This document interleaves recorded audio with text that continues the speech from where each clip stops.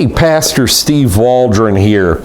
Decided to read about the myths. And the reason I did, I really prayed a lot about this for years. I've read off and on myths and find them in, like the Book of Virtue and all this.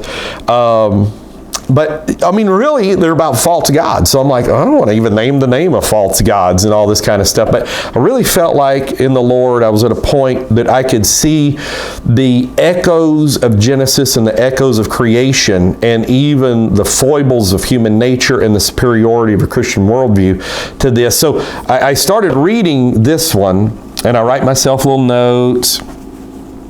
And it just eventually, like I'll say, Noah, this is all about Noah. This is, they've just messed up Noah. Pandora's obviously about Eve, and Asclepius, the serpent, and all this kind of stuff.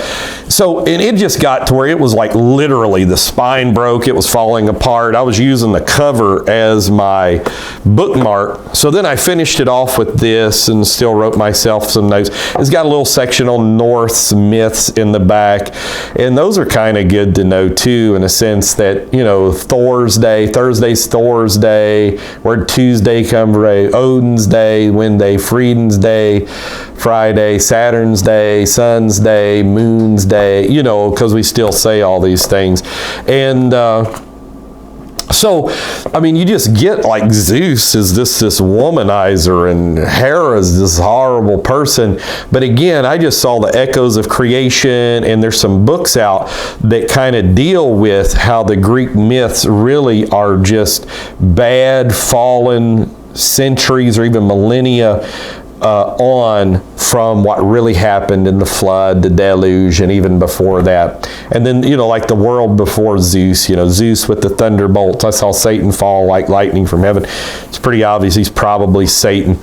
So, but if you're going to read them, I've heard this is the best way to read them. I've heard, like, it's got a thing, the Christian Herald wrote the greatest volume ever written in a field that can never be exhausted.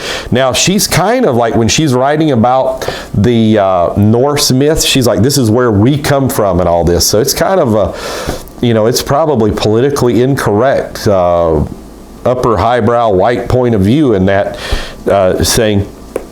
But, the Trojan War, I started listening to the Iliad, and I was going to do that. This is a tale of Achilles' anger. I'm like, I don't want to listen to the works of the flesh. So you can got to get it in condensed, distilled things. But to me, this just totally proves the Bible, 100%. So God bless you. I love you in Jesus' name.